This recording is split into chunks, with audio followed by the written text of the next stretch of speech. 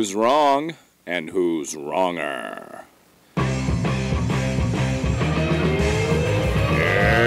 this corner, followed by millions, James the Exploding Unicorn Breakwell. And in that corner, ignored by millions, Steve Dash Rinko Lever.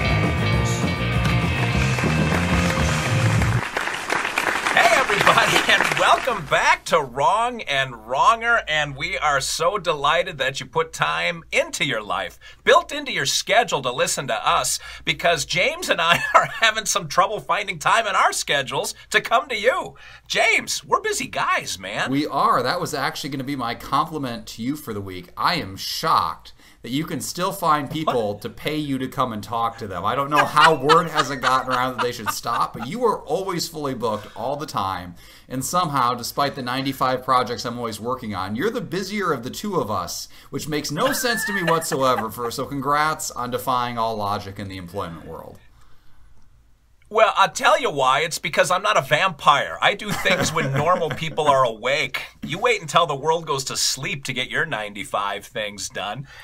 But in case you don't know who we are, I am Steve 747 Boeing Jumbo Jet Olivas, and he is James Paper Airplane Breakwell. And we do this little thing called Wrong and Wronger every week, where we argue, we debate in a very comedic fashion. At least we crack ourselves up.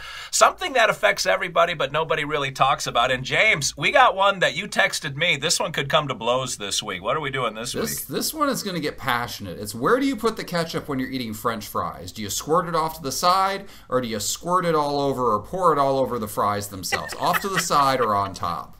And this is the stuff that divides nations and breaks up families right here.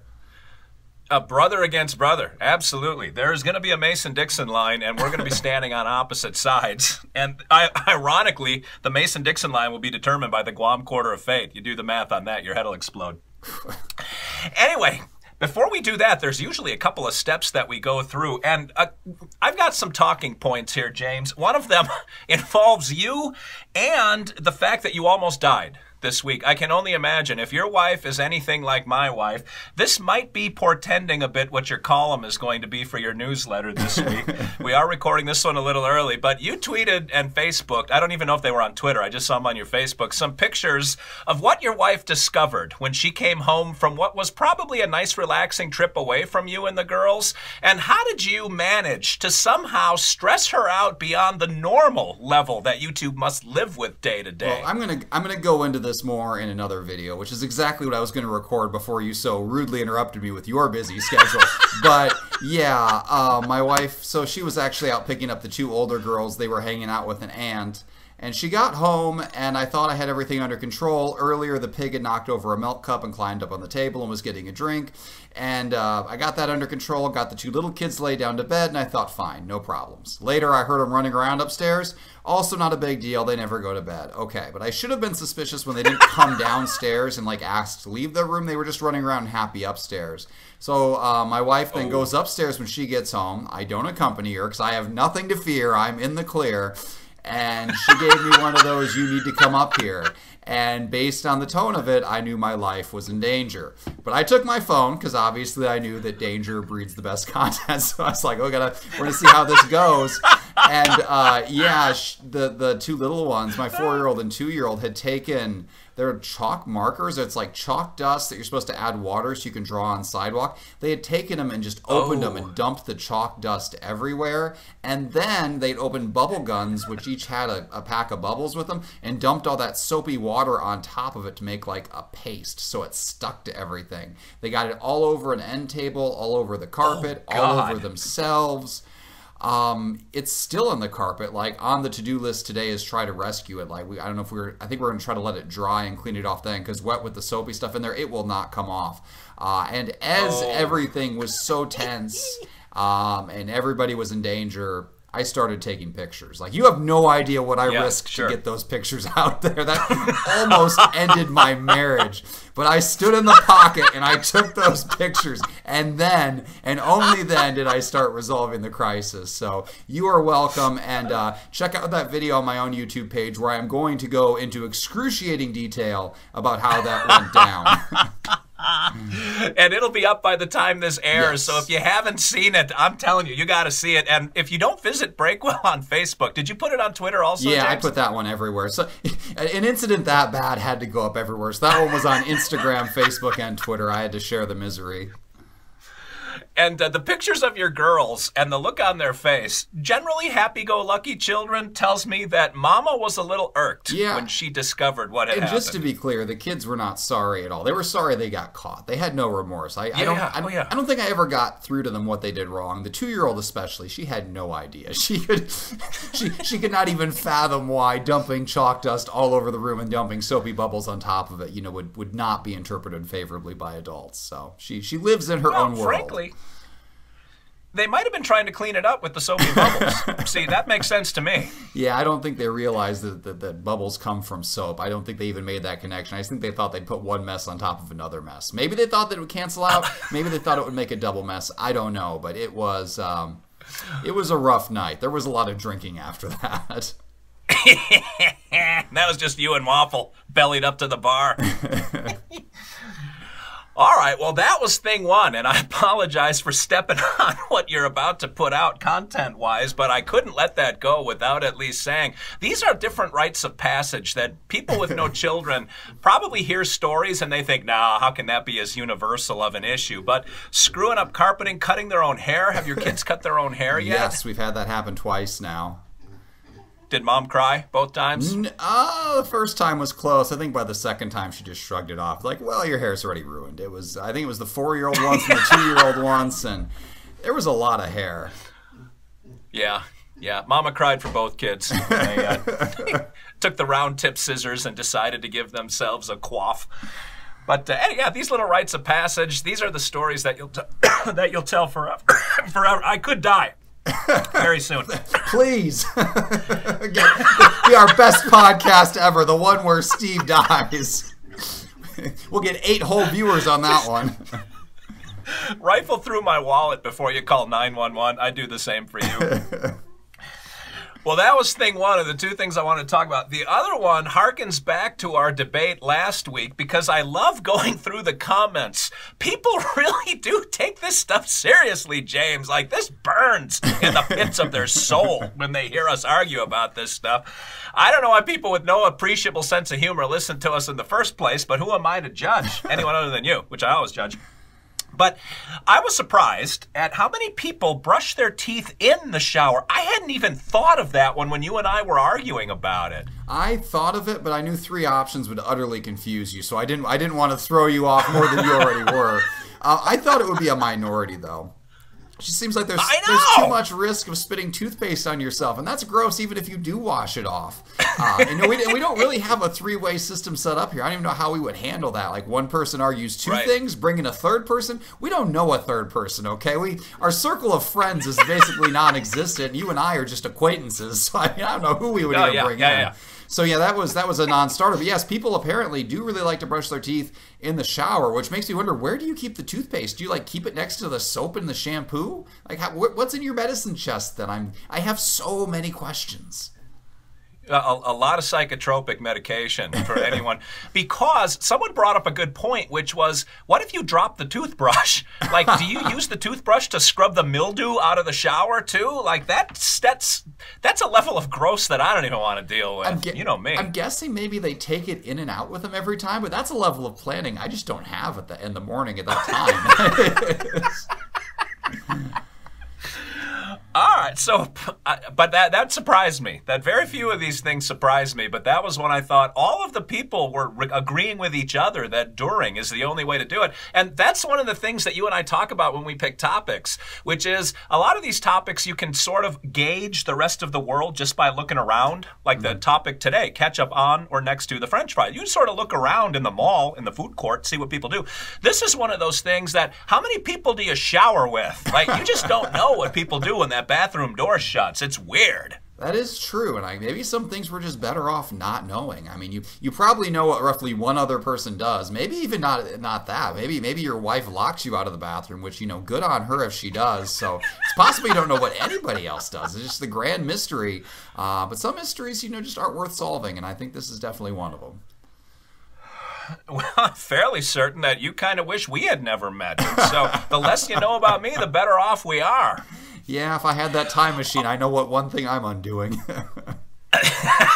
Well, I can tell you one thing that you wish your girls wouldn't have done, and that doesn't take too much of a flux capacitor. No. All right, well, we always compliment each other, and James, I don't know if you've already sort of blown the wad for this one, or if you've still got one locked and loaded, but you know how this is what propels me through the week, the only thing that keeps me riding on my perfumed cloud until the next time that we meet. Well, be prepared to be disappointed, because I already gave you exactly one compliment, and there will not be a second. There will never be two things to compliment about you in a week. So go ahead and cue up the one for me. I know you have millions of nice things to choose from, so just choose the best one, or maybe the second best one. Feeling a little humbled today. Well, as soon...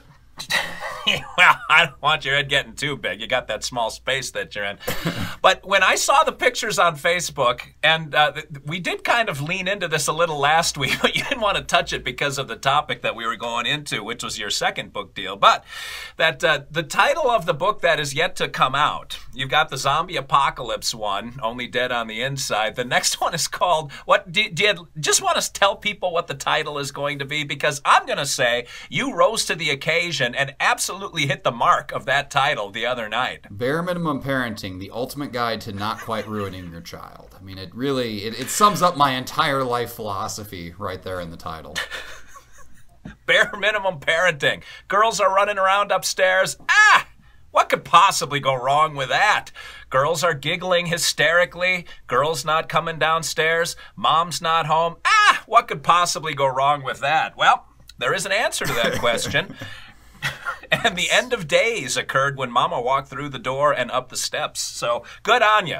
You probably did this as a publicity stunt. This is how the people that are always complaining about politics will talk about it, because you wanted people to know ahead of that book. You do exactly what you write. Yeah, that book, I mean, everything. The zombie book, I guess it was true because it's in the nonfiction section, so you got to believe it. But this Bare Minimum Parenting book, every word of it is true. I mean, there's just no exaggeration.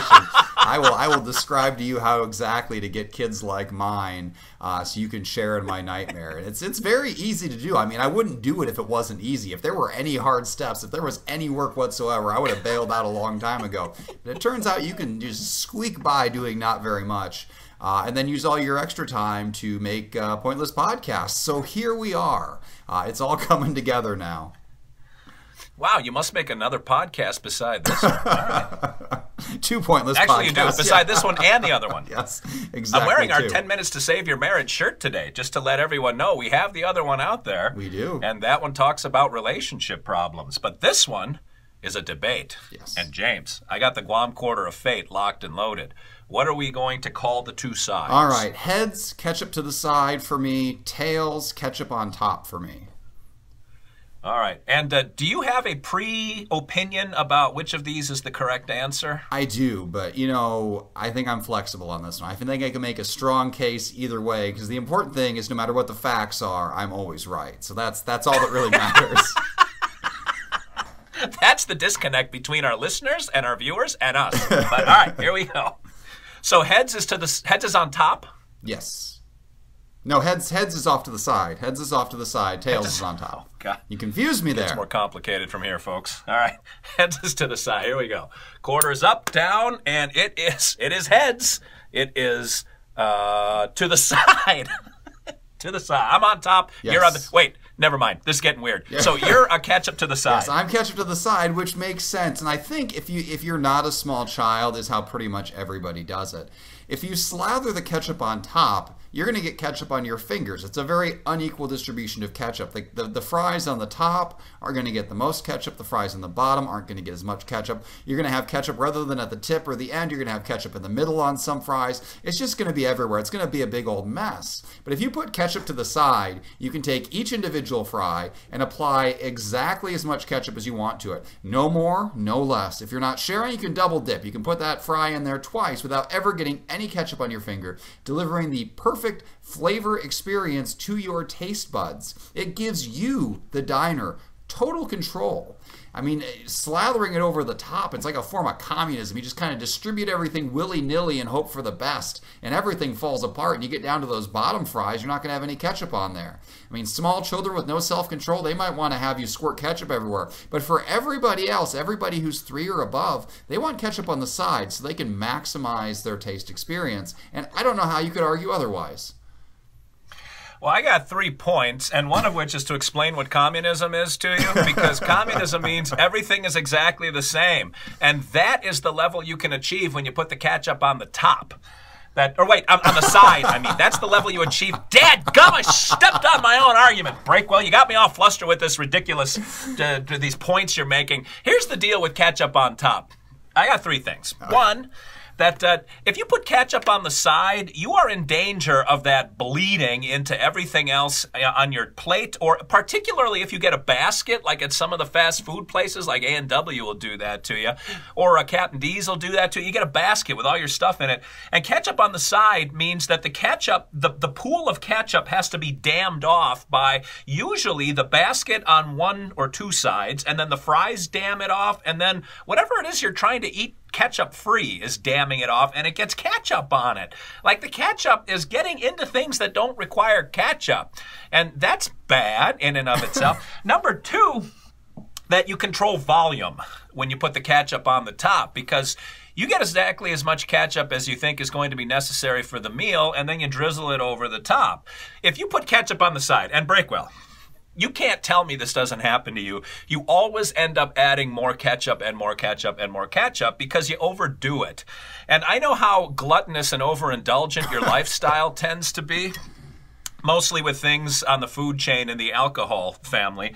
But ketchup is one of those things that you don't want to get too much of because it's real salty, it's got a lot of sugar in it, and why do you want to have just an open sluice coming in off of the Heinz Corporation into your basket or onto your plate? You want to drizzle just the right amount on the French fries, and then you are in control of dipping and evenly distributing. And then lastly, when the ketchup sits on top and you take a little while to enjoy your meal, that just a little of that good vinegary kind of just the flavor soaks in and it permeates the French fries and it just explodes in your mouth. It is a much more delightful and piquant flavor sensation. And when you're eating fast food, you got to do all you can to make it as enjoyable as possible. There is no argument that can possibly compete with that. I feel like you've never actually had ketchup. Like, this is you're talking about ketchup in theory and not in practice. In practice with ketchup, I don't know why your ketchup is going everywhere. You just put it in a neat little pile, and if you're worried about it leaking out, I mean, you eat faster than that. I don't know who eats so slowly that the ketchup has time to degrade and spread out. You don't need to build dams. You just need to eat at a regular human pace. I mean, maybe if you squirt the ketchup down and like go away for an hour, you're going to have a problem. But I don't think you will. And in a lot of places, they give you ketchup in a separate container. If you go out to a fast food restaurant, you get a little container, and you don't go, actually, have you ever seen anybody go out to a fast food restaurant with that carton of fries and pump ketchup directly into it? Not one human being has ever done that. No, none of them. You go and you get that little white cup and you put ketchup in there and you dip it.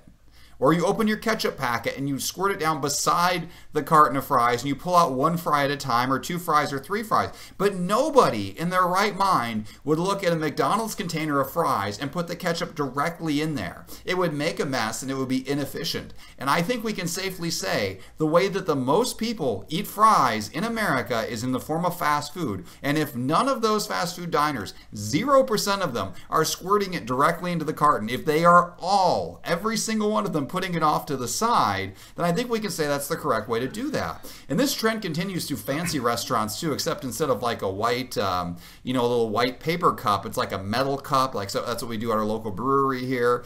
Or they might, maybe if you're in prison, you get a divided tray. If you're a little kid, you get a divided tray. I mean, there's a million solutions to this to give you just that tiny bit of separation if you feel you absolutely need it.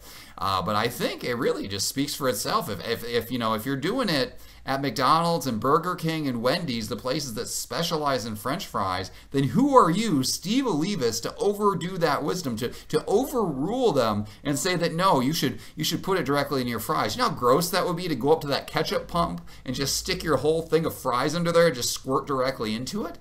That's not. They would Yeah, throw it's you out of the fantastic. restaurant, and they don't even have very high standards. That would be it. They would cut you off, and you would go into McDonald's withdrawal and probably die. So let's face facts here. The way that we as human beings eat French fries is to put the ketchup off to the side. No, I'm going to introduce you to the finer things in life at some point, Breakwell, because you and your...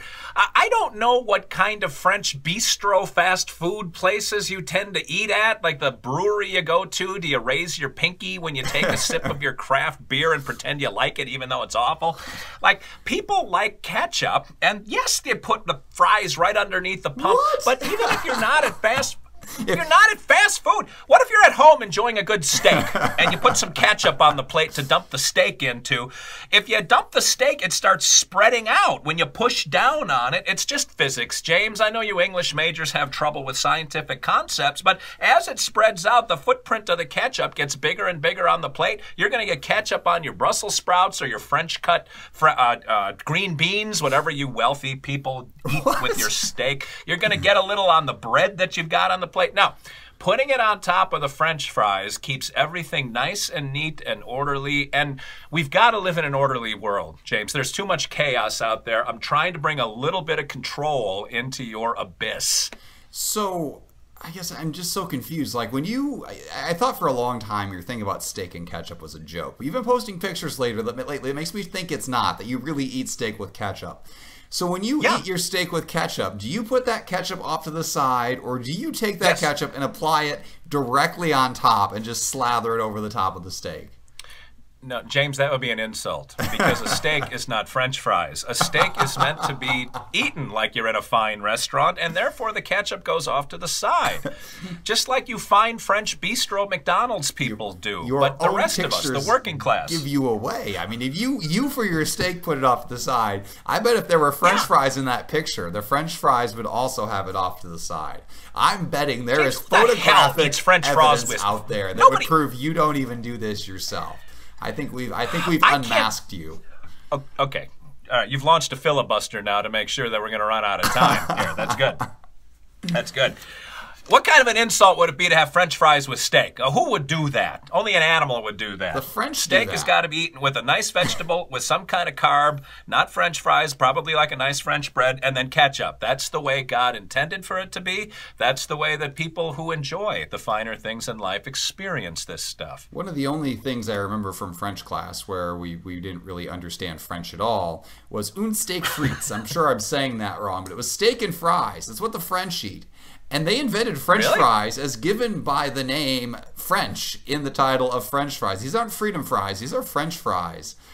So yeah, they do eat it. And I guarantee you they put ketchup to the side for the fries, and they use no ketchup at all on the steak. I mean, this guy, if you eat ketchup with steak, you've really lost all credibility in the ketchup argument. I don't even know why we're still talking about it. We're actually at time anyway, so I'm going to go ahead and roll. Yes. So you know how to vote for me to banish Steve from this argument for good. So let's go ahead and roll. I'm going to roll on a hard surface today to give us a clearer roll. And it fell off. So this is for me. If you want to vote for me, vote for 56, and that is fries off to the, or the ketchup 56. Off to the side. If you think I won the argument with ketchup to the side. If for some confused reason you think Steve won, it's 66.